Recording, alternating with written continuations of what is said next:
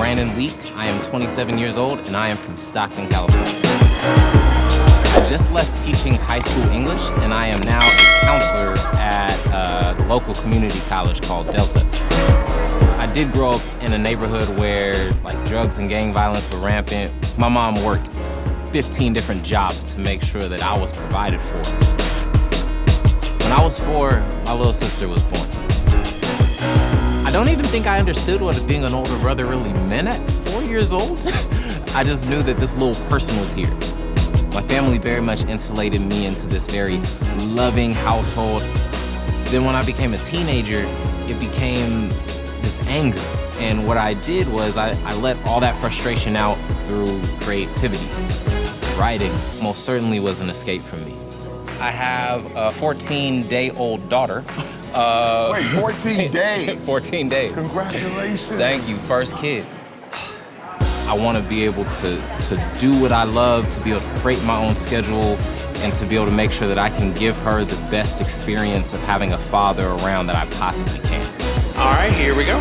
They're all about originality right now, Brandon. And I got something for him. Go out there and make it happen, brother. All right, it's a pleasure to see you, my man. It's your time. Thank you. Thank you, sir. I do like my job, but in terms of my passion, what I would love to do is being able to turn my art into my full-time work. Hi, how are you? What is your name? My name is Brandon Leake. Hi, Brandon Leake. And where are you from, Brandon? I am from a small little city called Stockton, California. Stockton, California. And what do you do for a living? For a living, I work at a high school and a college, but I also run poetry workshops with youth in my city. Well, that's wonderful. Yeah. Wow. So poetry, is that what you're going to be doing tonight? Yes, I'm actually the first spoken word artist that you guys are ever going to have hit this stage. So I'm super excited to bring poetry to y'all. Tell me, because I don't really understand poetry, I'm going to be honest with you. I'm a great intro for you. I bring more about life experience, things that everyday people go through. And where could this lead to if you did well on the show, Brandon? Well, I have a huge aspiration of being able to put on my own large production one-man show. Okay. So tonight's poem, is it something you wrote? Oh, I only perform stuff that I write, never be able to perform anything else. And what is it? What is this one about? So tonight's poem is actually an ode to my sister.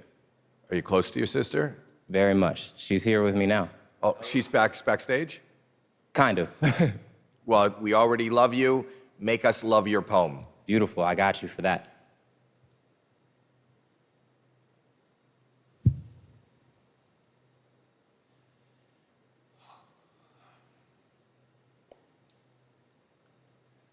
I have 2 facts for you. 1, I'm 6 feet tall. And 2, love is the most vulnerable thing one will ever have. And you must learn to hold on to it loosely, so when it leaves, it won't exit so painfully. On July 14th, 1996, an angel was brought to this earth.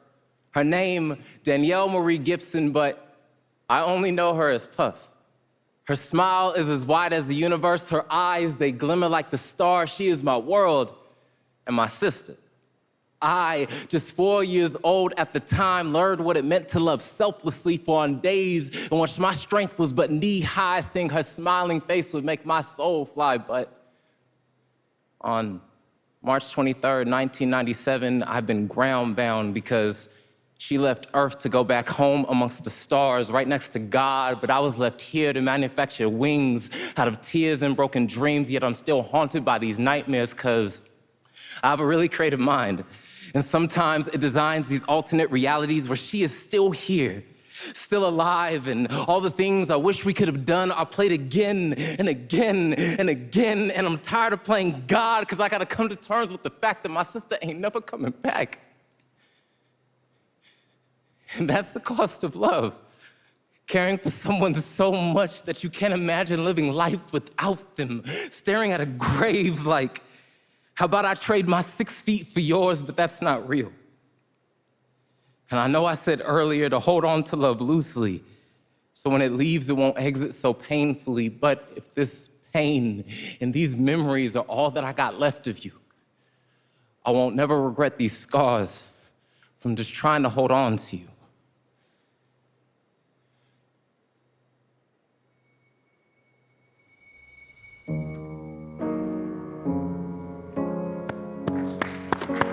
Wow.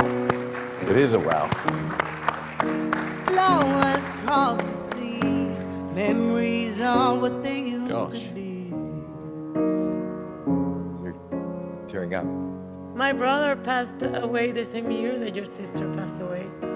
Man, Yeah, I can feel your pain. I know what this is. I know what it is to have somebody taken from you without you knowing.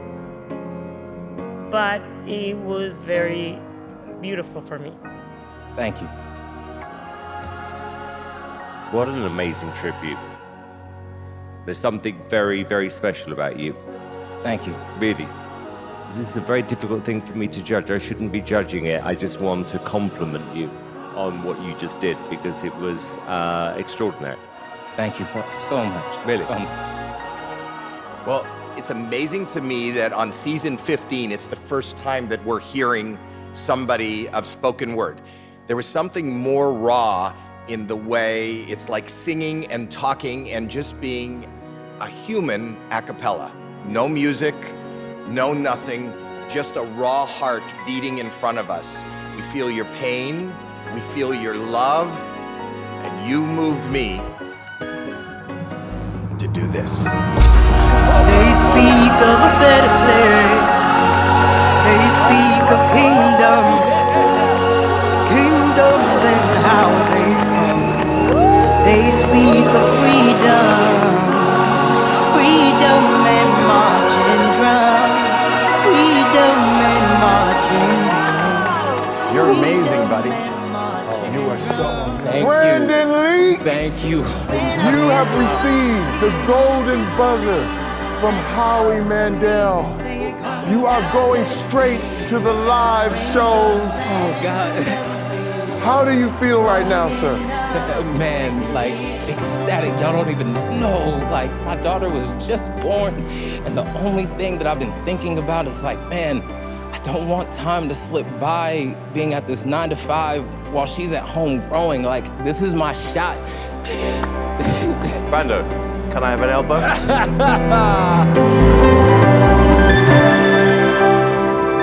All right, thank you, Brandon. Brandon, well deserved. You are about to put spoken word on a map like it's never been put on the map before. That's you. Your life has changed. Hey, Dad. My 5th birthday party is coming up, and this year I think I'm getting an ice cream cake. Do you like ice cream cake? Well, I'll save you a slice. Love you, Brandon. Hey, Dad. My 10th birthday party is next week, and when I woke up this morning, the first thing Mom said was, "Dang, you look just like your daddy." Maybe that's why my reflection is so unfamiliar sometimes. Anyways, I really hope you can make it to the party this year. I miss you a lot. All right, well, I'll see you at the party. Hopefully. Sincerely, Brandon. Hey, Tyrone. I just turned 16 years old today, and about a week ago, I thought about inviting you to my birthday party this year because all the kids at school always ask, "Are you gonna make it?" And I always end up telling them that you're out of town. Now, Mama told me stop lying so much, but technically you are out of town, so I guess I wasn't really lying, because what's a little half-truth when you've only ever known half your roots? But I'm tired of sticking up for you. I'm tired of all these sleepless nights. I'm tired of coming up with excuses for your absence. I'm tired of trying to reform my self-image into something that you would consider to be beautiful. I'm tired of trying to earn the title of being called your son as if it wasn't my birthright. So you know what, Dad, or Tyrone, whoever the hell you are, I'm done. Because all I ever wanted was for you to acknowledge my existence. But despite my persistence, I haven't even met resistance, just absence. And I hate the fact that I still want you here. But I'm done being caught in this delusion, the idea that you, a mirage, could alleviate my confusion. I don't need you. I never did. This is my last letter to you, Tyrone. Goodbye.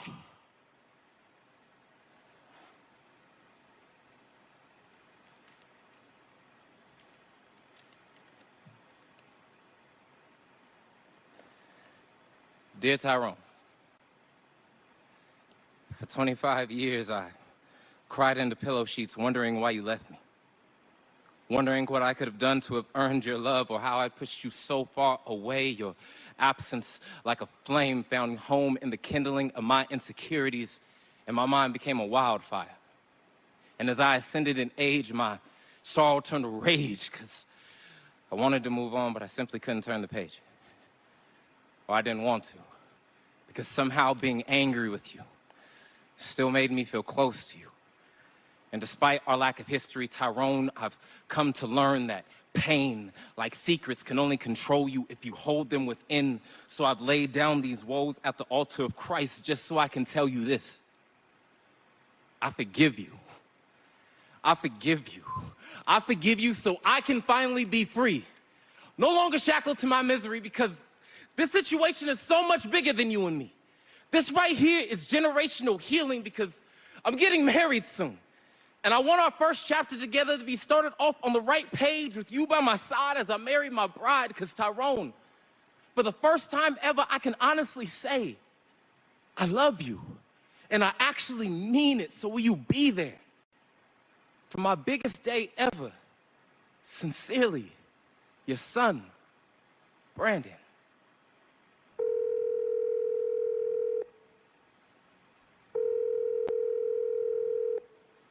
Hello?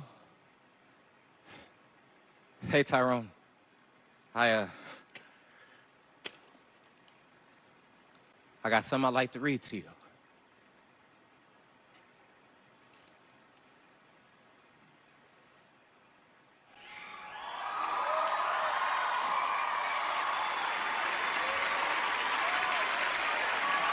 Brandon Leake. Before I say anything, is he in your life?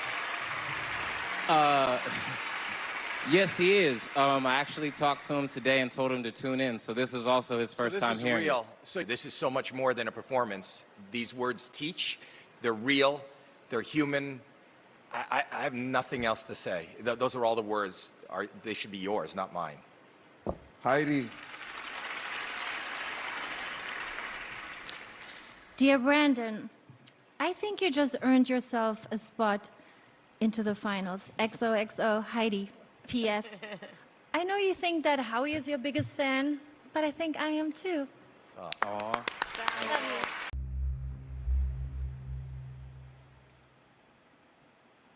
When I'm up here on stage, they call me Brandon. When I'm with my homies, they call me B, and when I'm with the ladies, let's just say they call me Taken, because I'm already happily spoken for.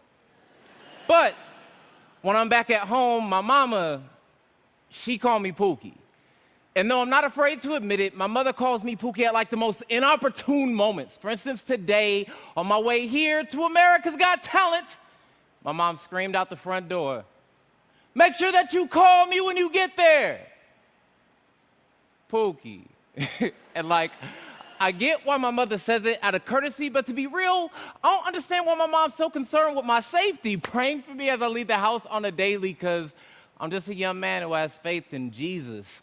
The same way that stars have faith that space will protect them from this galactic bully we call gravity, who longs to turn their stardust splendid spectacle for passerbyers to watch in awe of its depth. So yes, I never really understood the issue. And then I went on Facebook. And I realized that my mama loved me the same way every mother loved their son, fearfully. Because normally, death don't really bother me. I mean, I'm from Southside Stockton. I'm all too familiar with how some family reunions only ever take place on graveyard grass, and how a hole can be a safe haven for a soul in this mortal game of hide and go seek. But there is something so different about Ahmaud Arbery, George Floyd, Breonna Taylor, Jacob Blake, and the countless others. And as I stared at that screen, I couldn't help but think I was looking at a mirror image of myself being choked out for merely existing, or for daring to be more than 3/5 of what them folk thought them to be. Or maybe it was simply due to their hue, and in that moment I better understood my black mother's greatest fear was every time I leave her home, on the other side of my phone will no longer be her son, will be America's next most popular hashtag. accompanied by a video of her young star being gunned down by gravity as my stardust has turned splendid spectacle for passersby to watch in awe of my death. So yes, my mother's greatest fear is that I won't return home breathing, blood pulsing through these veins enough to still be her Pookie. And my mama warned me, son, don't you dare get caught at the wrong place at the wrong time with that wrong-colored skin, because those 3 strikes, they lead to pine box convictions, and I need you to return home my Pookie again. So dear Mom, I promise you this, I will do everything in my power to make it back home to you. But if I don't, just know you was the very last thing on my mind. And I will always, always be your Pookie.